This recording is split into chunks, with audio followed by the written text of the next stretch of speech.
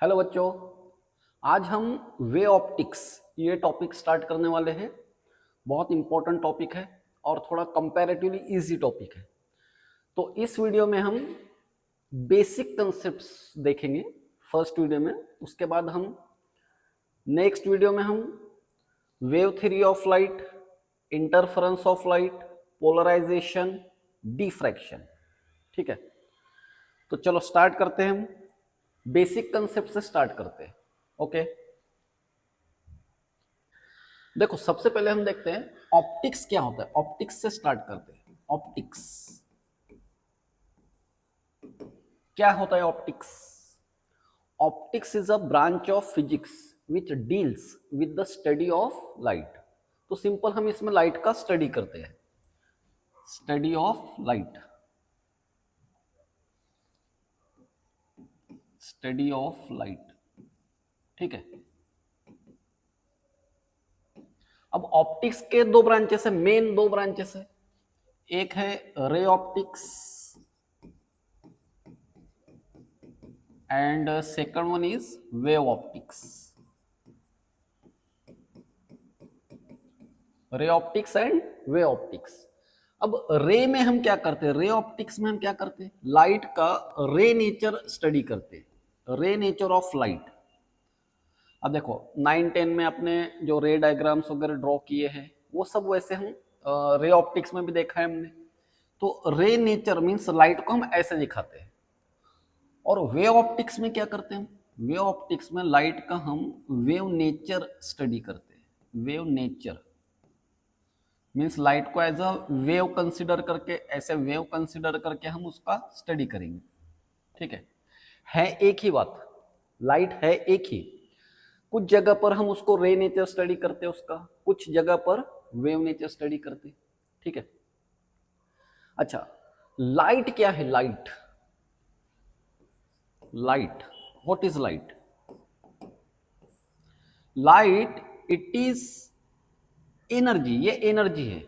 It is a form of energy, form of energy which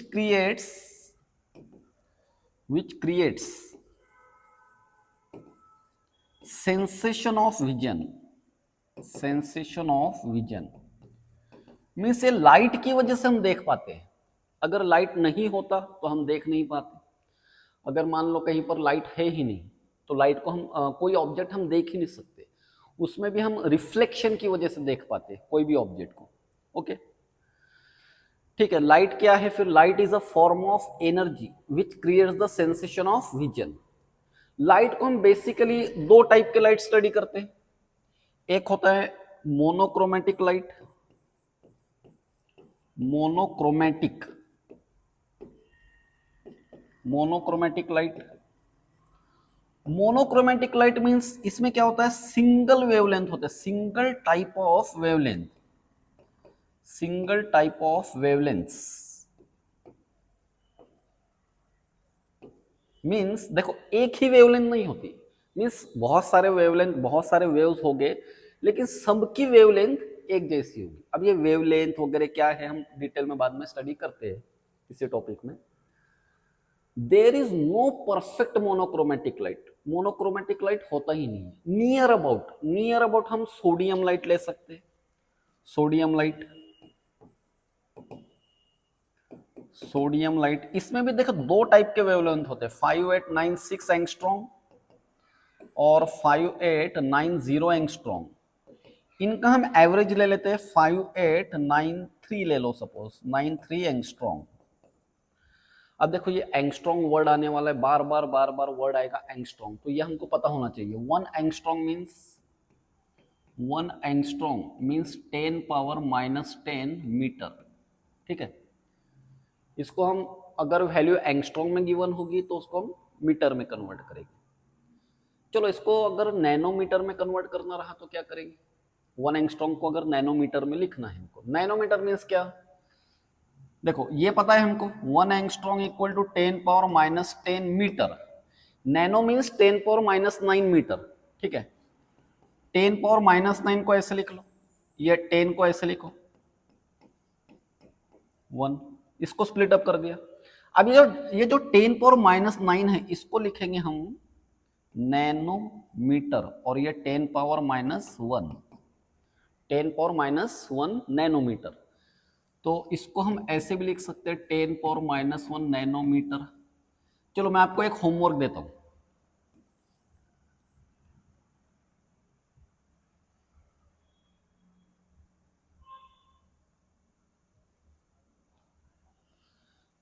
चलो मैं आपको एक होमवर्क देता हूं।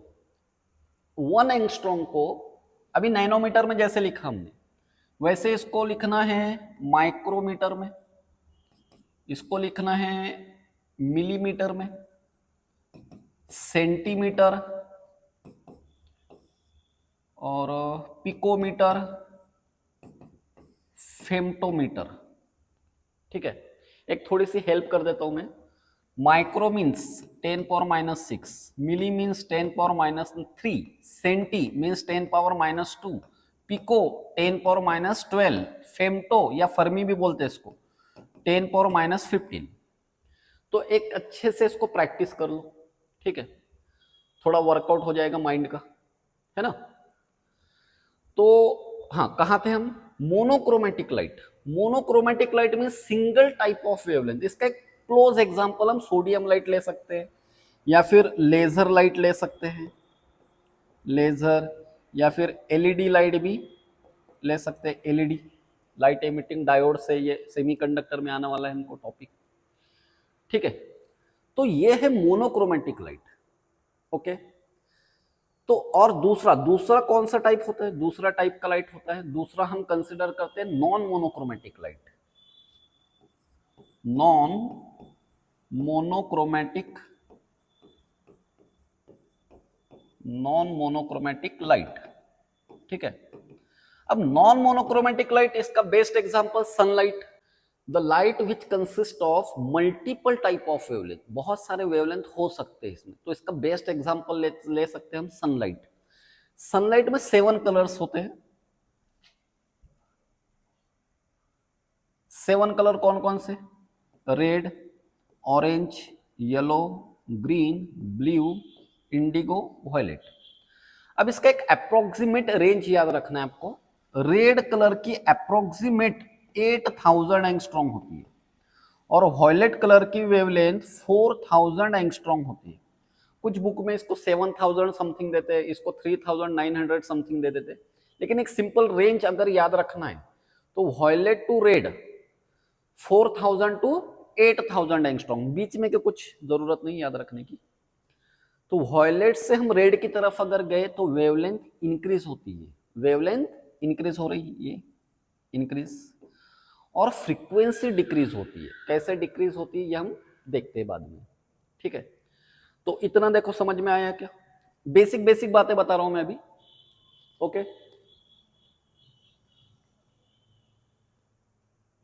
चलो अब देखते हैं हम थोड़ा रिफ्लेक्शन ऑफ लाइट क्या होता है।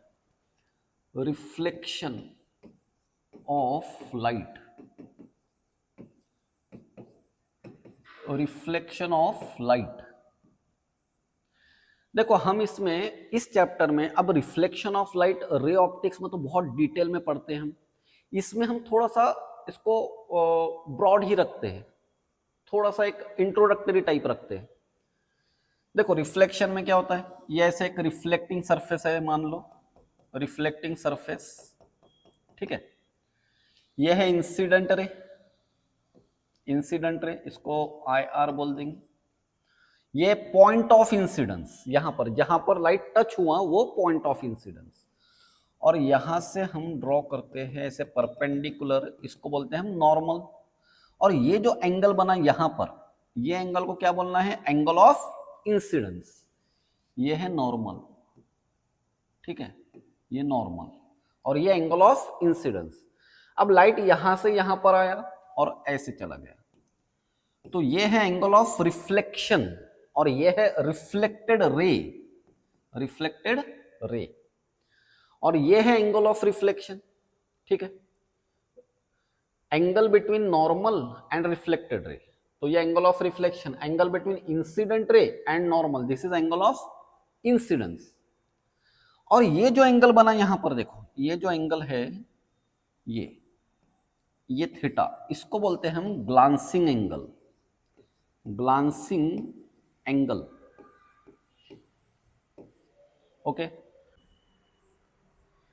देखो अगर ये रिफ्लेक्टिंग सरफेस नहीं होता तो light would travel in a straight line, light सीधे ऐसे जाता, because light always travel in a straight line, सीधे सीधे चला जाता।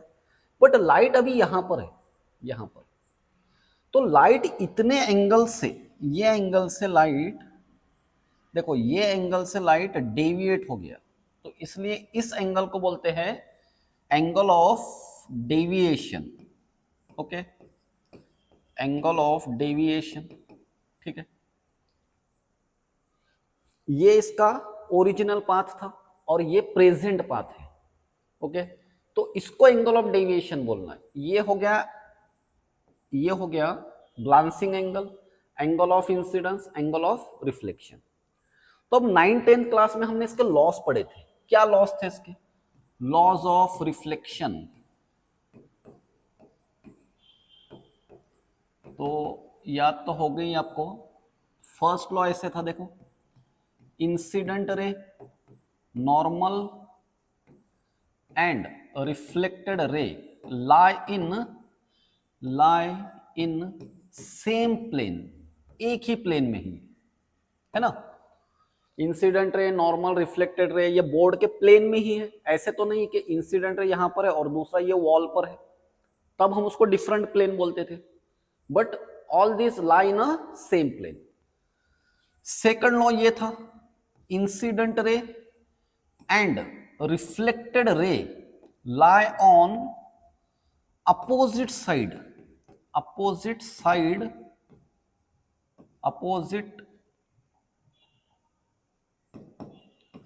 ऑफ नॉर्मल, नॉर्मल के अपोजिट साइड में होते हैं दोनों। ओके, मींस इंसिडेंट रे इधर है, नॉर्मल ये है, इंसिडेंट रे है इधर, रिफ्लेक्टेड रे है। And third, the most important law, angle of incidence is equal to angle of reflection. ये एक सिंपल और इंपॉर्टेंट लॉ था। जितना एंगल ये है उतना ही एंगल ये भी है, ठीक है। Angle of incidence is equal to angle of reflection. ये 30 है तो ये भी 30 होगा, ये 45 है तो ये भी 45 होगा। अब इसमें हम और एक फार्मूला ऐड करते हैं, डेविएशन का फार्मूला। सिंगल रिफ्लेक्टिंग सरफेस है ये। देखो ये एंगल ऑफ इंसिडेंस इतना है, तो ये भी तो आई ही है, अपोजिट एंगल। और इन सब की एडिशन कितनी होगी? इन सब की एडिशन 180 होगी। मीन्स इसको हम ऐसे लिखेंगे, R plus del plus I equal to 180 degree. और ये जो आर है इसको हम आई भी लिख सकते हैं, ये लॉ यूज कर कर, i plus del plus I equal to 180 degree, और del plus 2i equal to 180 degree, और del equal to 180 minus 2i। ये एक और इंपॉर्टेंट फार्मूला बन गया हमारे पास, 180 माइनस 2i। ये किसके लिए यूज करना है? Angle of deviation. Ray optics में भी बताते हैं हम कि angle of deviation from a single mirror, ठीक है। चलो अब इसमें और कुछ बातें और स्टडी करते रिफ्लेक्शन में। देखो नॉर्मल रिफ्लेक्शन क्या होता है?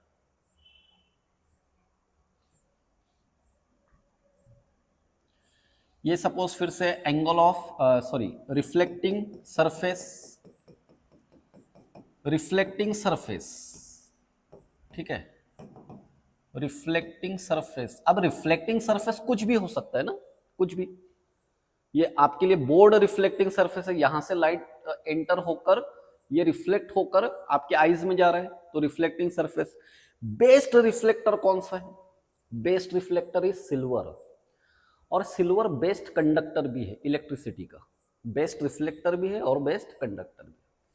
चलो अभी जो पढ़ा हमने उस पर से देखो, ये है हमारे पास इंसिडेंट रे, और जो हम पढ़ रहे हैं वो टॉपिक है भी नॉर्मल इंसिडेंस। क्या होता है नॉर्मल इंसिडेंस? ठीक है, तो लाइट ऐसे नॉर्मली इंसिडेंट हुआ, नॉर्मली मतलब ऐसे सीधे सीधे, तो ये हो गया पॉइंट ऑफ इंसिडेंस यहां पर, ये पॉइंट ऑफ इंसिडेंस।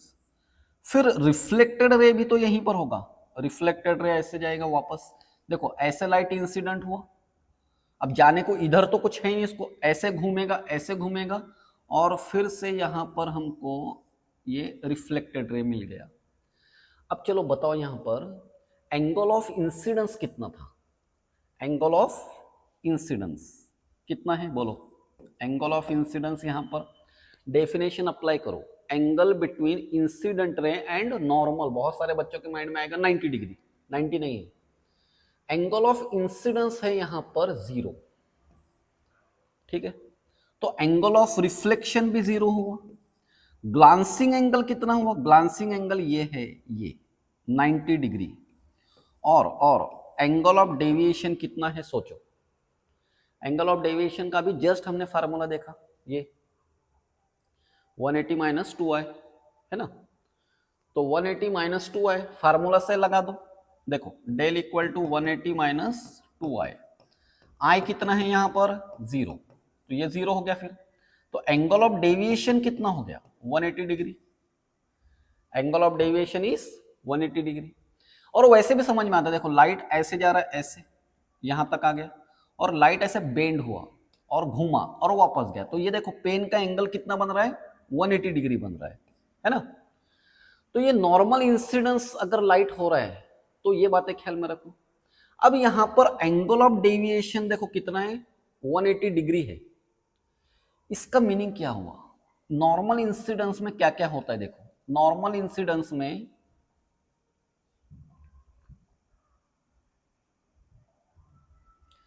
फॉर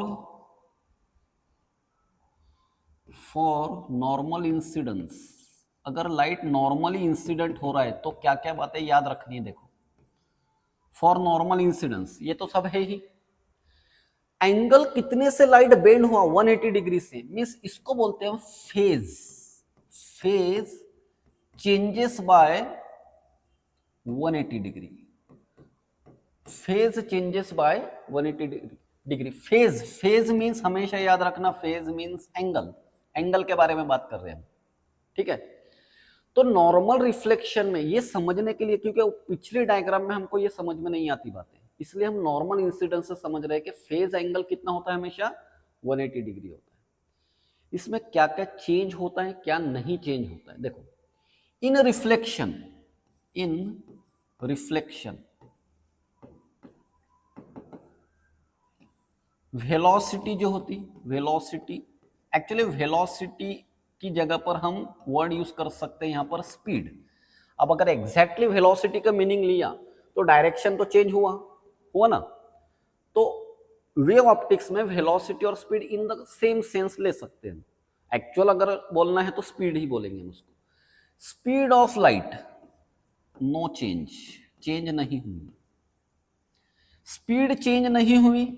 अब देखो ये formula v equal to N lambda, ये मैं बताऊंगा अभी थोड़ी देर से बताता हूं कि कैसे बना फार्मूला। ये फ्रीक्वेंसी है और ये लाइट वेवलेंथ है, ये स्पीड है। अब फ्रीक्वेंसी कभी भी चेंज नहीं होती, frequency always remains constant, reflection रहो या रिफ्रैक्शन रहो, कुछ भी रहो, फ्रीक्वेंसी कांस्टेंट ही होगी। तो इसलिए हम यहां से इसको ऐसे लिख सकते हैं v proportional to wavelength, means अगर स्पीड में चेंज हो ही नहीं रहा तो वेवलेंथ भी सेम है, वेवलेंथ सेम, ठीक है, वेवलेंथ भी नो चेंज। रिफ्लेक्शन में स्पीड, वेवलेंथ, फ्रीक्वेंसी ये सब चेंज नहीं होंगे, बट फेज चेंज होगा यहां पर, फेज चेंजेस बाय कितने से होगा 180 डिग्री से। अभी वही बताया मैंने आपको, 180 डिग्री से फेज चेंज हो जाएगा, ठीक है। तो ये सब बातें रिफ्लेक्शन के लिए अच्छे से याद रखो।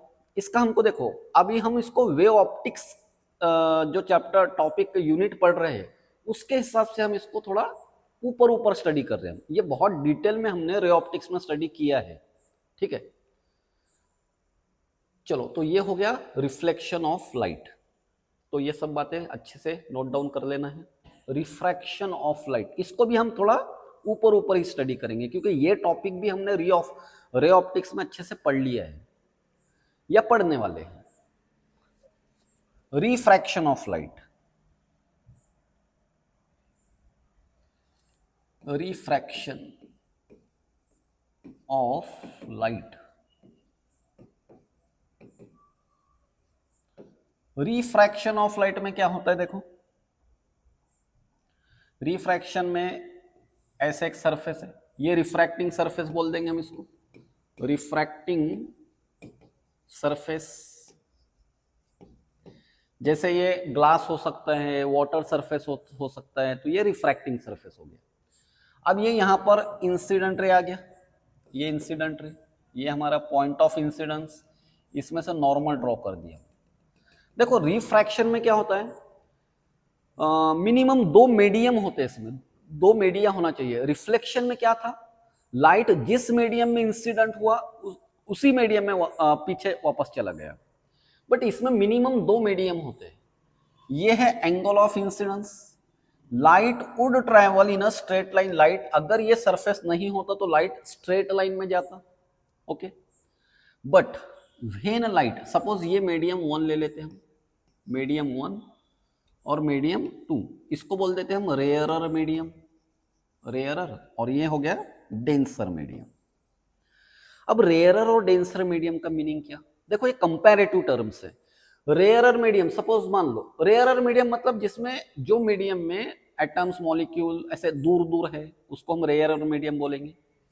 डेंसर मीडियम जिसमें से डेंस है, बहुत पास पास में है, तो वो मीडियम को हम डेंसर मीडियम बोले। जैसे फॉर एग्जांपल देखो, एयर और वाटर, ये एक पेयर अगर लिया हमने, तो एयर यहां पर रेयरर मीडियम है और वाटर डेंसर मीडियम है, ठीक है। एयर में ऐसे मॉलिक्यूल्स दूर दूर होंगे, गैसियस फॉर्म में है, ये लिक्विड फॉर्म में है। बट सेम टाइम अगर वाटर को हम कंपेयर करें ग्लास के साथ, वाटर ग्लास ये अगर पेयर लिए, तो अब देखो वाटर रेयरर मीडियम हो गया, वाटर इज रेयरर मीडियम, और ग्लास कौन सा मीडियम है, डेंसर मीडियम हो गया। मींस जो मीडियम यहां पर डेंसर था वही मीडियम यहां पर रेयरर है। या और एक पेयर ले लेते, ग्लास एंड डायमंड, ये एक पेयर ले लो, तो फिर से अब यहां पर ग्लास जो है ये रेयरर मीडियम है, ठीक है, और डायमंड जो है ये डेंसर मीडियम है। तो रेयरर और डेंसर जो मीडियम, ये कंपैरेटिव है, किसी तो भी मीडियम से हम कंपेयर कर रहे होते हैं उसको, तब हम उसको रेयरर या डेंसर मीडियम बोलेंगे। क्लियर। तो यहां पर चलो फिर से इस पर आ जाते हैं टॉपिक पर। रेयरर मीडियम से लाइट डेंसर मीडियम की तरफ जा रहा है, तो चलो यहां पर हम इसको ऐसे लिख लेते हैं, light passing from rarer medium, rarer to denser medium, rarer to denser medium. ऐसे ये केस देख रहे हैं हम, अब इसके उल्टा भी देखेंगे हम।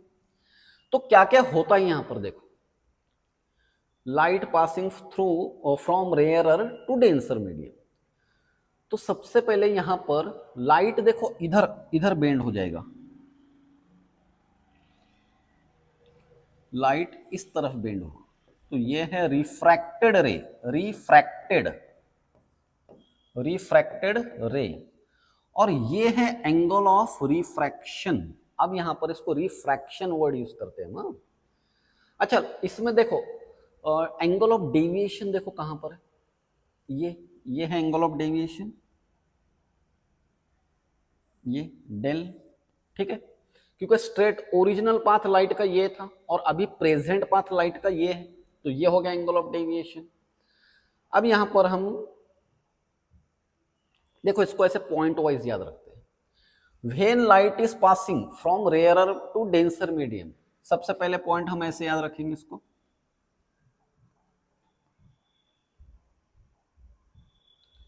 First it bends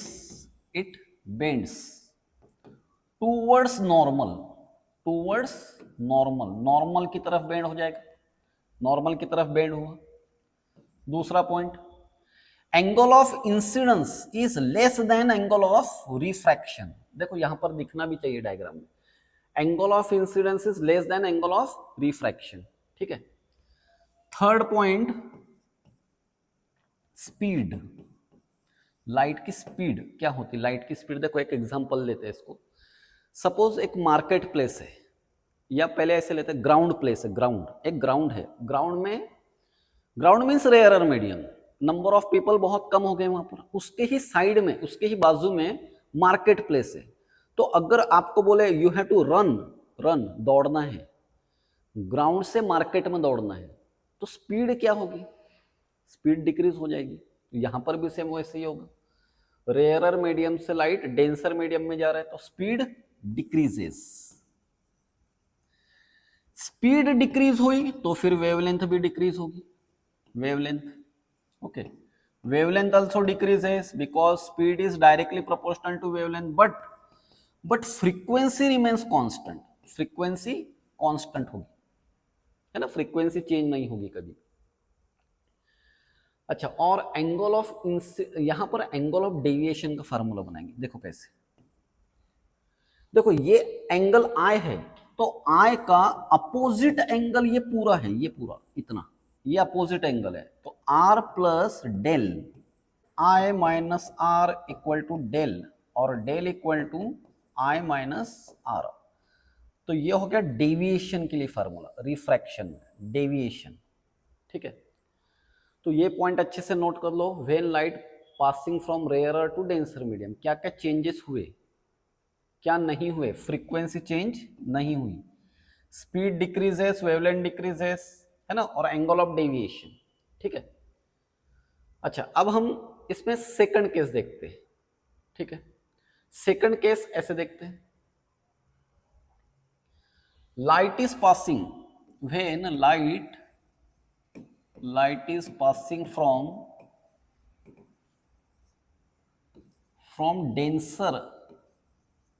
denser to rarer medium, ऐसे पास हो रहा है light, rarer light is passing from denser to rarer medium, ठीक है। अब देखो यहां पर ये डेंसर मीडियम ले लेते हैं ऐसे हम, सपोज ये डेंसर मीडियम है, ठीक है, और ये इधर से लेते हैं हम, ये डेंसर मीडियम था यहां पर, डेंसर, और ये रेयरर मीडियम।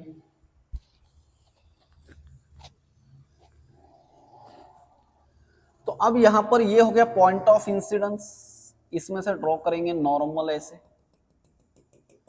ये है एंगल ऑफ इंसिडेंस। तो लाइट ऐसे स्ट्रेट जाता, ऐसे जाता लाइट, बट जब लाइट डेंसर से रेयरर की तरफ जा रहा होता है तब क्या होता है? देखो, it bends away from the normal, ये है रिफ्रैक्टेड रे, ठीक है। और ये एंगल देखो, ये एंगल जो है this is angle of refraction, और ढूंढो यहां पर एंगल ऑफ डेविएशन कहां पर है। ओरिजिनल पाथ ये है और प्रेजेंट पाथ इसका ये है, तो एंगल ऑफ डेविएशन है यहां पर डेल, ठीक है। अच्छा, क्या क्या बातें हुई फिर इसमें? When light travels from denser to rarer, सबसे पहले it bends away from normal, away from normal, normal से दूर चला गया, ठीक है, away from normal. Angle of incidence is less than angle of refraction. देखो ये एंगल, ये देखो डायग्राम में भी दिख रहा है, angle of incidence is less than angle of refraction. Then what about speed, speed का क्या हुआ? देखो फिर से वही एग्जांपल दे रहा हूं, अब उल्टा। अब पहले आप सपोज मार्केट प्लेस में है और साइड में ग्राउंड है, तो मार्केट में से दौड़ना है ग्राउंड की तरफ, मार्केट में स्पीड कम होगी, है ना, और ग्राउंड में जैसे ही एंटर हो गए, ग्राउंड मीन्स रेयरर मीडियम, तो वैसे ही स्पीड बढ़ जाएगी। तो स्पीड क्या होगी यहां पर? Speed will increase, speed increases, speed increase हुई, v equal to N lambda, N means frequency, ये प्रोपोर्शनल है, तो स्पीड इंक्रीज हुई तो वेवलेंथ भी इंक्रीज होगी, wavelength also increases, okay, wavelength भी इंक्रीज हुई, बट यहां पर भी frequency remains constant, frequency constant है, okay. Frequency is always constant, ठीक है। अच्छा, यहां पर डेविएशन का क्या फार्मूला बनेगा? डेविएशन सोचो, देखो आई का अपोजिट एंगल ये है, ये इतना, ये आई का अपोजिट एंगल है, और ये एंगल कितना है? तो हम इसको ऐसे लिख सकते हैं, i equal to r minus del. देखो डायग्राम में आर माइनस डेल, तो डेल को इधर ला लो, del equal to r minus i. तो यहां पर डेविएशन कितना हुआ? डेविएशन हुआ आर माइनस आई। अब देखो जस्ट इसके पहले की केस में क्या था? डेल इक्वल टू वहां पर आई माइनस आर था, बिकॉज वहां पर एंगल ऑफ इंसिडेंस ग्रेटर था। ओके, चलो, तो ये हो गए पॉइंट्स, ये याद रखने हैं। When light passes from denser medium to rarer medium, ठीक है। Laws of refraction, laws of refraction, इसमें फर्स्ट लॉ क्या है?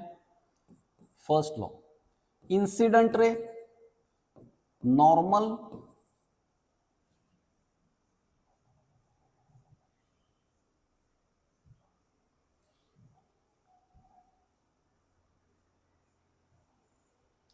इसमें फर्स्ट लॉ क्या है? देखो first, incident ray normal and refracted ray लाई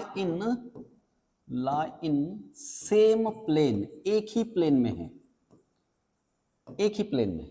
देखो ये देखो, इंसिडेंट रे नॉर्मल रिफ्रैक्टेड रे एक ही प्लेन में, या इससे पहले जो पढ़ा था हमने उसमें भी देख लो, incident ray normal and refracted ray lie in the same plane. Okay, तो ये फर्स्ट लॉ है। सेकंड लॉ ये था, incident ray and refracted ray lie on opposite side, opposite side of normal, normal के दोनों भी अपोजिट साइड में होंगे, एक ही साइड में नहीं होंगे। ऐसे जैसे ये नॉर्मल है, तो नॉर्मल के ये साइड में इंसिडेंट रे है, तो इस साइड में रिफ्रैक्टेड रे होगा। ओके, और सबसे इंपॉर्टेंट लॉ अगर याद आ रहा है तो बताओ, थर्ड लॉ क्या है? 10th में भी पढ़ा है आप लोगों ने, लॉज ऑफ रिफ्रैक्शन में। तो थर्ड लॉ है यहां पर स्नेल्स लॉ। स्नेल्स लॉ क्या होता है? Snell's law, the ratio of sine of angle of incidence to the sine of angle of refraction is always constant. ये कहा था स्नेल ने, the ratio of sine of angle of incidence to the sine of angle of refraction is always constant. और ये constant को denote करते हैं हम n से, n, या कहीं कहीं पर हम ऐसे रिफ्रैक्टिव इंडेक्स का सिंबल ऐसे भी यूज करते हैं। तो चलो हम एक काम करते हैं, रिफ्रैक्टिव इंडेक्स ऐसे ही डिनोट किया करेंगे, रिफ्रैक्टिव इंडेक्स, ठीक है। तो ये एक फार्मूला बेसिक जो 10th में भी पढ़ा है आप लोगों ने, sine I upon sine I equal to mu. अब ये म्यू तो नोटेशन है, सिंबल है। अब म्यू है क्या? It is called refractive index, refractive index, इसको बोलना है refractive index of the medium. इसको हम डिटेल में अभी स्टडी करने वाले हैं। तो पहले ये लॉज देख लो, ठीक है। चलो, अब रिफ्रैक्टिव इंडेक्स क्या होता है? देखो सबसे पहली बात तो ये याद रखना है अच्छे से, रिफ्रैक्टिव इंडेक्स, इसकी कंसेप्चुअल डेफिनेशन याद रखो, the bending ability, the bending ability of the medium, means ये मीडियम की एबिलिटी है। The bending ability of the medium मतलब लाइट को बेंड करने की जो एबिलिटी है वो उसको हम रिफ्रैक्टिव इंडेक्स बोलते हैं। It is not the property of light, light खुद बेंड नहीं होगा कभी। जब कोई मीडियम में से पास होगा वो तब लाइट बेंड होगा, वो मीडियम बेंड करेगा उसको, ठीक है। तो कंसेप्चुअली इसको हम ऐसे बोल सकते हैं, the bending ability of the medium, या it is the ability of medium to bend the light. तो हर तरह से लाइट बेंड होगा, डिफरेंट डिफरेंट मीडियम्स में लाइट डिफरेंट डिफरेंट प्रोपोर्शन में बेंड होगा, किसी में कम बेंड होगा, किसी में बहुत ज्यादा बेंड हो जाएगा, ठीक है। रिफ्रैक्टिव इंडेक्स को लिखते कैसे हैं? देखो सपोज ये मीडियम फर्स्ट, ये एक रिफ्रैक्टिंग सरफेस है, ये है इंसिडेंट रे और ये नॉर्मल, और सपोज ये रिफ्रैक्टेड रे हो गया, तो ये है angle of incidence, angle of refraction. अब मान लो ये फर्स्ट मीडियम है, मीडियम 1, और ये मीडियम 2 है, तो लाइट रिफ्रैक्टिव इंडेक्स को लिखना कैसे? देखो रिफ्रैक्टिव इंडेक्स पहले ऐसे लिखो, किधर से किधर जा रहा है लाइट, यहां पर तो 1 to 2 ऐसे जा रहा है, तो ऐसे एरो बना लेना यहां पर, ऐसे याद रखने के लिए, बनाना मत ऐसे, सिर्फ ऐसे, ऐसे जा रहा है लाइट, मीन्स जिधर से जा रहा है वो यहां लिखो, और जिधर जा रहा है लाइट वो यहां पर लिखो, ओके। और इसको रीड कैसे करेंगे, पढ़ेंगे कैसे? Refractive index of second medium with respect to first medium, ऐसे पढ़ना है। तो है किसका फिर ये refractive index? It is the refractive index of second, first के कंपैरिजन में। इसका मीनिंग क्या हुआ कि लाइट ने मीडियम ने लाइट को बेंड किया, कितना बेंड किया वो है ये रिफ्रैक्ट, कितना बेंड किया, how much that light is bended in that medium, okay, bent, sorry, how much that light get bent in that medium. अब एक फार्मूला तो ऑलरेडी है हमारे पास, देखो ऐसे, sine I upon sine R. अब ये 10th में आप लोगों ने पढ़ा ही है, sine I upon sine R. दूसरा और एक ये होता है, it is the ratio of speed of light in first medium to the speed of light in second medium, या वेलोसिटी बोल दो, बट थोड़ा स्पीड वर्ड करेक्ट रहेगा। और एक फार्मूला v1 अपॉन v2 को, v को हम ऐसे लिख सकते हैं n lambda 1 upon n lambda 2, n cancel, ठीक है। तो फिर अब यहां पर हम इसको सिंपल ऐसे लिख लेंगे,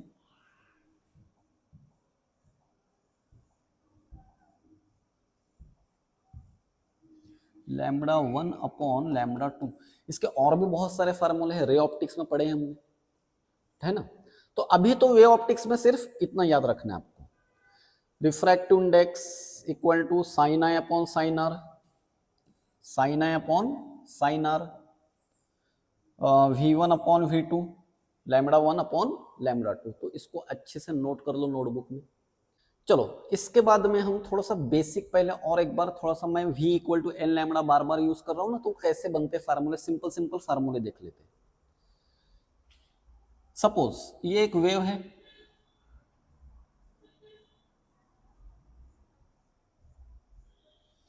ये ऐसे एक वेव है, दिस इज वेव। तो ये जो डिस्टेंस है इसको बोलते हैं हम वेवलेंथ, है ना, wavelength. Distance between two successive crest, distance between the two successive trough, या फिर distance between the wave motion, sound wave में पढ़ते हैं हम इसमें detail, distance between the two points which are in the same state of polarisation, या simple language में इतनी वेवलेंथ है, ओके। वेवलेंथ, वेवलेंथ इसको हम ऐसे लैम्बडा सिंबल से डिनोट करते हैं। इसका जो यूनिट है ये है मीटर, और जनरली हम इसका यूनिट हम ऐसे एंगस्ट्रॉन्ग में यूज करते हैं, एंगस्ट्रॉन्ग के बारे में अभी देखा था हमने। फ्रीक्वेंसी क्या होती है, फ्रीक्वेंसी, फ्रीक्वेंसी इसको हम n से डिनोट करेंगे, बाद में हम इसको न्यू से, कोई चैप्टर में हम इसको f से डिनोट करते हैं। तो फ्रीक्वेंसी क्या होती है, number of waves passing through a point पर सेकंड, एक सेकंड में कितने वेव्स पास होते हैं। सपोज ये मान लो ये पॉइंट है, तो इसमें से एक सेकंड में कितने वेव्स पास हो रहे हैं, वो है फ्रीक्वेंसी। फ्रीक्वेंसी, उसके बाद में टाइम पीरियड क्या होता है, टाइम पीरियड, देखो time period, time period means the time required to complete one wave, एक वेव को कंप्लीट करने के लिए जो टाइम लगेगा उसको हम टाइम पीरियड बोलेंगे। और इन दोनों में बेसिक जो रिलेशन होता है, बेसिक रिलेशन देखो ऐसे होता है, n equal to 1 upon T. Time का यूनिट क्या आएगा, सेकंड, ऐसा यूनिट इज सेकंड। तो फ्रीक्वेंसी का यूनिट क्या आएगा, 1 अपॉन सेकंड, या इसको सेकंड इनवर्स लिख लो, या फिर इसको हम जो यूनिट यूज करते हैं वो यूनिट यूज करते हैं hertz, okay, hertz. Wavelength, frequency, time period. अब देखो इस पर आते स्पीड, स्पीड ऑफ वेव, जो फार्मूला हम यूज कर रहे थे अभी, v equal to N lambda. Speed का बेसिक फार्मूला क्या होता है? Distance upon time. Okay, distance upon time. Speed को हम v से डिनोट कर देंगे। देखो एक वेव में कितना डिस्टेंस ट्रैवल हुआ, लैम्बडा डिस्टेंस ट्रैवल हुआ, और इसको जो टाइम लगा वो है t, है ना? तो इसको जो टाइम लगा वो है t, तो एक फार्मूला ये ऐसे भी हो सकता है। दूसरा यहाँ पर 1/t जो है, ये देखो 1/t को हम n लिख सकते हैं, इसलिए हम इसको फार्मूला ऐसे भी यूज करते हैं, v equal to N lambda. तो ये हम oscillation, superposition of waves, waves में या स्टेशनरी वेव, प्रोग्रेसिव वेव का जो यूनिट है उसमें तो हम बार बार यूज करते हैं इसको, v equal to N lambda. ठीक है, तो ये स्पीड हो गया। अब इसके बाद और एक पॉइंट देखो, वेव नंबर क्या होता है? Wave number, wave number simple हम इसको ऐसे लैम्बडा बार से डिनोट करते हैं। It is the reciprocal of wavelength, wavelength का रेसिप्रोकल होता है। तो ऑब्वियसली इसका यूनिट क्या आएगा? यूनिट आएगा इसका मीटर इनवर्स, क्योंकि वेवलेंथ का यूनिट क्या है? मीटर। इसका यूनिट क्या आएगा? Metre inverse. और एक दूसरा देखो, इसमें कंफ्यूजन हो सकता है कभी कभी, number of waves, number of waves क्या होते हैं? नंबर ऑफ वेव्स, देखो सपोज ये एक डिस्टेंस है, यहां पर ऐसे वेव्स है, और एक वेव की वेवलेंथ है लैम्बडा। तो नंबर ऑफ वेव्स कैसे कैलकुलेट करना है? Number of waves equal to total distance, ये टोटल डिस्टेंस को एक वेवलेंथ से डिवाइड कर दो। तो यहां पर हमको मिल जाएगा कितने वेव्स है, 10, 15, 20, 1000 कितने, तो वो है नंबर ऑफ वेव्स। ये है wave number, this is wave number. Clear?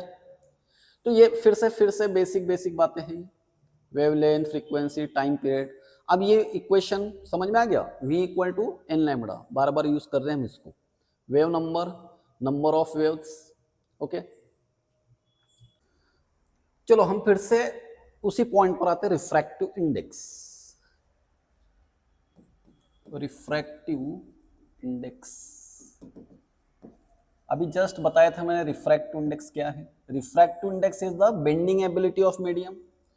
दूसरा उसका हमने फार्मूला ऐसे लिखा था, sine I upon sine R, या फिर v1 upon v2, lambda 1 upon lambda 2। ठीक है, तो ये रिफ्रैक्टिव मस्ट है, आपको ये याद रखना रिफ्रैक्टिव इंडेक्स के लिए। अब रिफ्रैक्टिव इंडेक्स कौन कौन से फैक्टर्स पर डिपेंड होता है? देखो factors on which refractive index depend, कौन कौन से फैक्टर पर डिपेंड होता है? फर्स्ट है refractive index is directly proportional to density. Density जैसे जैसे बढ़ेगी रिफ्रैक्टिव इंडेक्स बढ़ेगा। अब देखो यहां पर कुछ स्टैंडर्ड वैल्यूज लेते हैं हम, जैसे रिफ्रैक्टिव इंडेक्स यहीं पर ले लेते हैं, एयर के लिए रिफ्रैक्टिव इंडेक्स 1 होता है, एक्चुअली 1 वैक्यूम के लिए होता है, बट हम उसको नियर अबाउट एयर कंसीडर कर लेते हैं। एयर का रिफ्रैक्टिव इंडेक्स 1, वाटर का रिफ्रैक्टिव इंडेक्स होता है 4/3, 1.33। ठीक है, देन ग्लास का रिफ्रैक्टिव इंडेक्स होता है 3/2, या हम इसको 1.5 ले लेते हैं, कभी कभी 1.52 भी होगा, एक एवरेज वैल्यूज बता रहा हूं मैं, ये वैल्यूज अच्छे से याद रखने। डायमंड का रिफ्रैक्टिव इंडेक्स, डायमंड का रिफ्रैक्टिव इंडेक्स होता है 2.42 के पास में, 2.54 भी याद रखे तो भी चलता है। देखो एयर, वाटर, ग्लास, डायमंड, यहां पर डेंसिटी इंक्रीज हो रही है, तो देखो रिफ्रैक्टिव इंडेक्स भी इंक्रीज हो रहा है, इसलिए ये डायरेक्ट रिलेशन। ठीक है, then refractive index is inversely proportional to velocity of light या speed of light, inversely proportional. तो जैसे अब देखो स्पीड ऑफ लाइट एयर की स्पीड कितनी, एयर में लाइट की स्पीड कितनी होती है, 3 × 10⁸ मीटर पर सेकंड। अब चलो वाटर में कैलकुलेट करते हैं स्पीड। वाटर में कैसे कैलकुलेट करना है स्पीड, देखो यहाँ पर रिफ्रैक्टिव इंडेक्स की वैल्यू पता है हमको वाटर के लिए, तो हम ऐसे लिखेंगे refractive index of water with respect to air. तो इसको हम बाय फार्मूला ऐसे लिखेंगे, velocity of light in air upon velocity of light in water. फिर ये कैलकुलेट करना है हमको VW equal to velocity of light in air upon refractive index of water. ठीक है, तो लाइट की वेलोसिटी कितनी होती है, लाइट की वेलोसिटी एयर में इतनी होती है। रिफ्रैक्टिव इंडेक्स कितना है, 4/3 या फिर 339, ये हो गया 9/4 इंटू 10⁸। तो 9/4 कितना हो जाएगा, 2.25 इंटू 10⁸ मीटर पर सेकंड। तो ऐसे कैलकुलेट करना है। तो यहाँ पर एक एक देखो स्टैंडर्ड वैल्यू भी बनते जा रही है, 2.25 इंटू 10⁸ मीटर पर सेकंड। अब चलो मैं एक आप कर कर देखो, ग्लास में कितनी velocity, velocity of light in glass.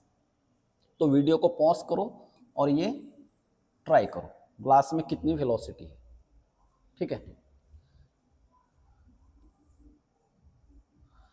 चलो कर लिया, मैं सॉल्व करके बताता हूं। Refractive index of glass with respect to air equal to, formula ऐसा आएगा VA upon VG।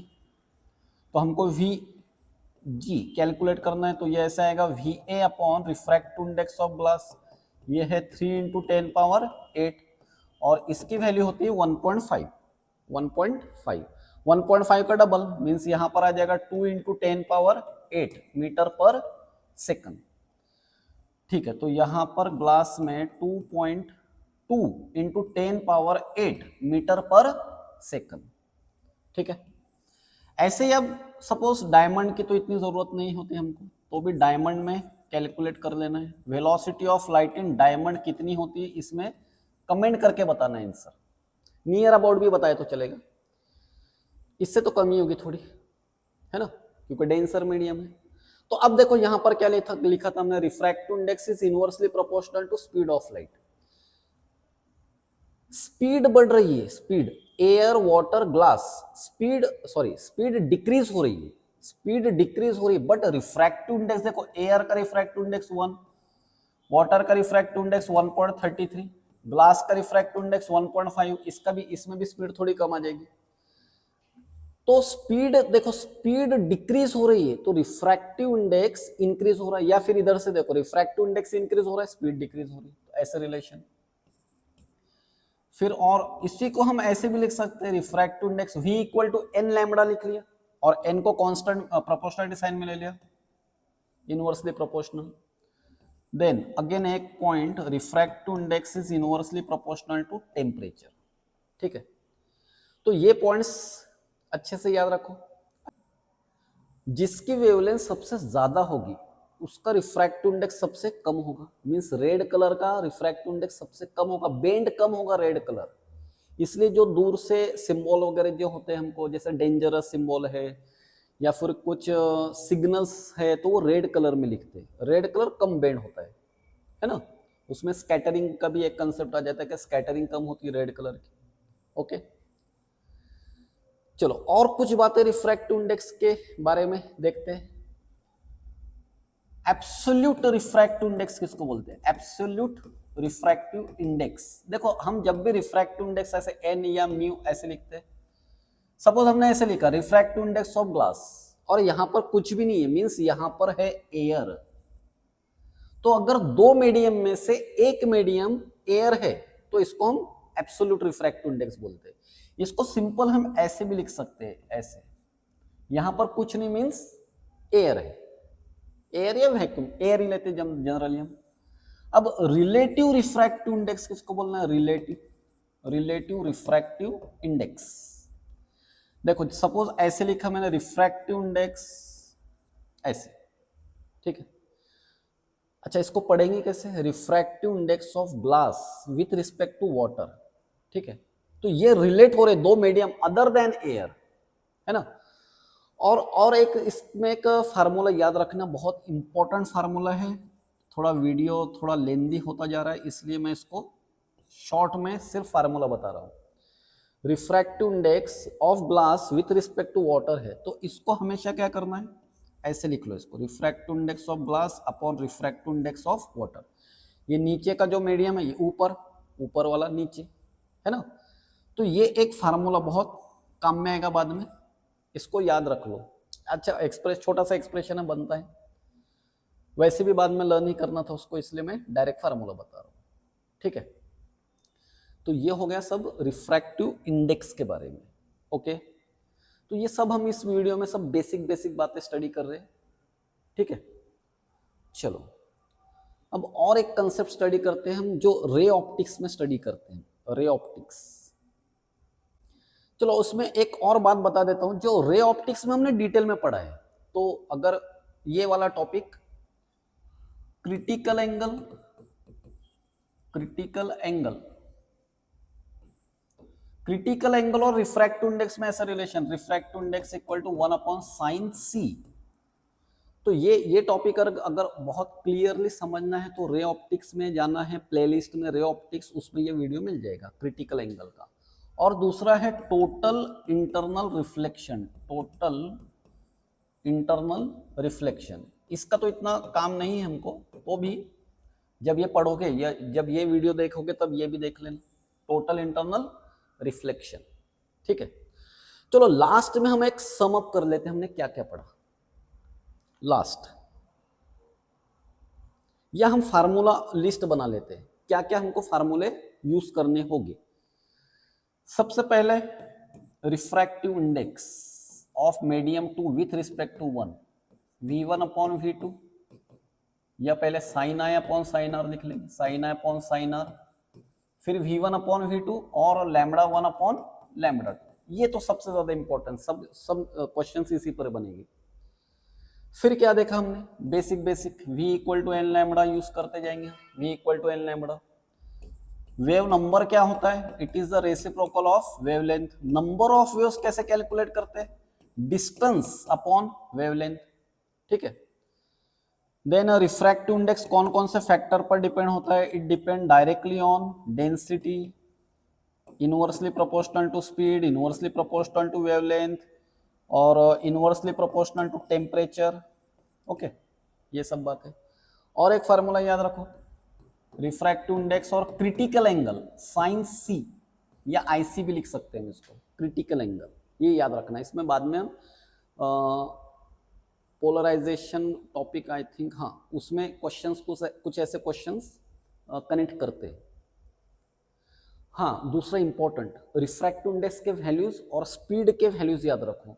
Refractive index air 1, refractive index of water 4/3, या इसको 1.33 भी यूज कर सकते हैं। रिफ्रैक्टिव इंडेक्स ऑफ ग्लास 3/2 या फिर 1.5, रिफ्रैक्टिव इंडेक्स ऑफ डायमंड 2.42, या नियर अबाउट क्वेश्चन सॉल्व करते हो 2.5 भी कंसिडर कर लिया तो भी चलेगा।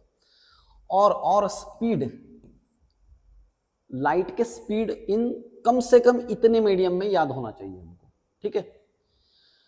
तो अब नेक्स्ट वीडियो में हम स्टार्ट करेंगे एक्चुअल जो लेसन है, वेव ऑप्टिक्स का जो एक्चुअल पार्ट है, वेव थ्योरी ऑफ लाइट। इसमें हम Newton's corpuscular theory, Huygens wave theory of light, ये सब देखेंगे, ठीक है।